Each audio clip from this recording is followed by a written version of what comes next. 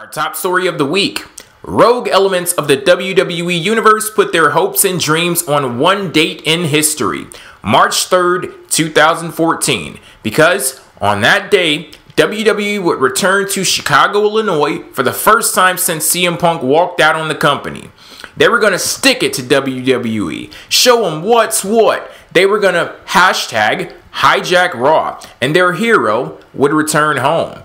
Well, to quote the great Lester Freeman, life, Jimmy, it's the shit that happens while you wait for moments that never come. While we did get CM Punk's music to kick off Raw, there was no sign of Cookie Puss himself. Instead, Paul Heyman came out and blamed Punk's need for love, affection, respect, and affirmation from the crowd as the reason why they were denied his presence.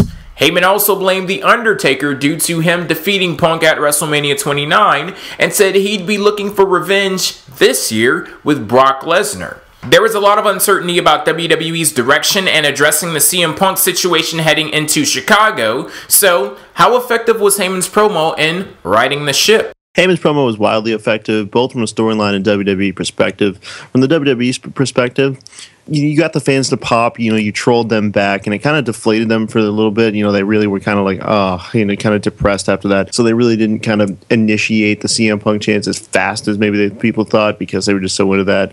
So there was a nice little play by them. As far as the storyline goes, it definitely helped. The idea of Paul Heyman making it his mission to have somebody of his end the streak makes a lot of sense. And after last year, having it be a Heyman guy and then a Heyman guy definitely works, and Brock Lesnar is definitely the guy to do it. So I think it was a very effective promo from a multitude of standpoints. Let me first say it's really smart on WWE's part to address this up front. They knew what tonight or what Monday was going to be about, and to address it up front really takes the wind out of the sails for the crowd. Everything about Paul Heyman's promo was absolutely orchestrated beautifully.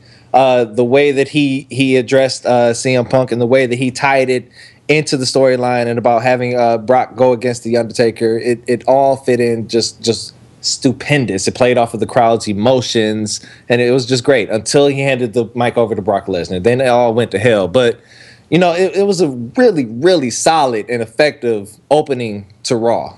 The moment I heard the static to CM Punk's theme song, I was going to be honestly disappointed. I thought that he was going to take away from Daniel Bryan's special moment. I think that Daniel Bryan was the one who really, well, I don't know if you can say deserved it, but honestly, yeah, I think I can say it in this situation. The guy earned that rightful spot, and thankfully, Paul Heyman walked out. Now, I do think that they missed an opportunity. They could have had Bad News Barrett come out there and finally do something important. I think that he's kind of a waste of time at this point, but I understand that they wanted to make this a serious situation, so Bad News Barrett probably wouldn't have fit the bill for that one. So, yeah, man, I think this was a solid promo from Paul Heyman. I personally would have liked to have seen them kind of troll the crowd a little bit more. I think, honestly, they should have just said, do what they did to Austin. I think they had The Rock come out and just completely bury, well, I don't know if it's possible to bury Stone Cold, but basically humiliate him. But they probably did that for business purposes. I'm sure they want to make a couple more dollars off of his T-shirts. But Heyman, he handled it pretty well. The one thing, though, would have been completely amazing is if he copied the shoot. That would have had me rolling, man. If he would have sat Charlie already did that, though. Yeah. Charlie, he already took care of that for us, so. But yeah, man, solid promo, great opening to Raw. And contrary to popular belief, I actually think that Brock Lesnar cut a pretty decent promo. He's actually a lot better on the mic than what people give him credit for. It's just the shrieking and a little bit of the high-pitched tone voice that he has. But other than that, great all-around opening segment. Yeah, I enjoyed this segment as well. When CM Punk's music hit, I was just like, please don't come out. And then Paul Heyman came out, so that was a sigh of relief for me. Really good promo. I also love how he threw it into his own storyline with Brock Lesnar. That was really smart. I kind of wish Paul Heyman went more in on CM Punk, though, and the fans, because I'm getting sick of them chanting, and I really want someone to just address it and be like, just rip on the fans and say he left you, why do you chant for this person, blah, blah, blah. But I guess, as David said, they probably want to make more money off Punk and stuff, so maybe not do that yet. But overall, I really enjoyed this promo. And as I said, I just love how he brought in the whole Lesnar-Taker match and stuff. So looking forward to that feud in general, that adds to it. So, yeah, we'll see what happens.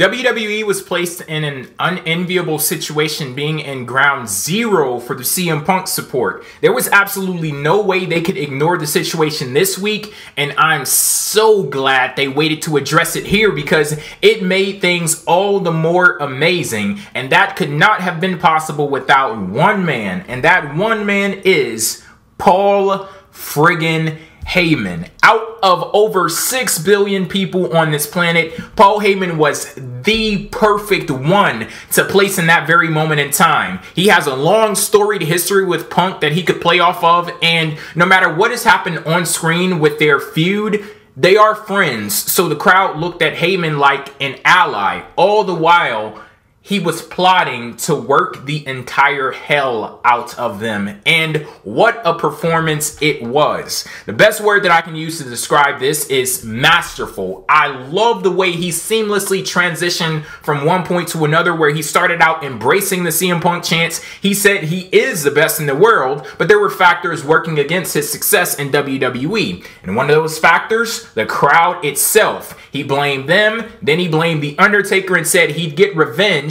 when Brock defeats him at WrestleMania. The whole thing comes full circle. And what he did there was he took all of that irrelevant energy for CM Punk and transferred it into an actual storyline, something that we can see play out on TV with a purpose. And then I'll give Brock his props too. I'm not going to criticize Brock here because he went even further in not just acknowledging the Punk chants, but he embraced them and made them part of the show by throwing them right back in the face of the fans. When he was like, unlike some people, I don't make claims I can't back up. And then he said, your baby boy is a failure. And basically, he'll do what CM Punk couldn't, the hometown hero. So I thought that all was great. And I'll admit to being a little nervous before the show that the crowd would completely ruin it, but WWE showed in that very first segment of the night that they were prepared and they handled the situation perfectly. And what they did effectively made the CM Punk chants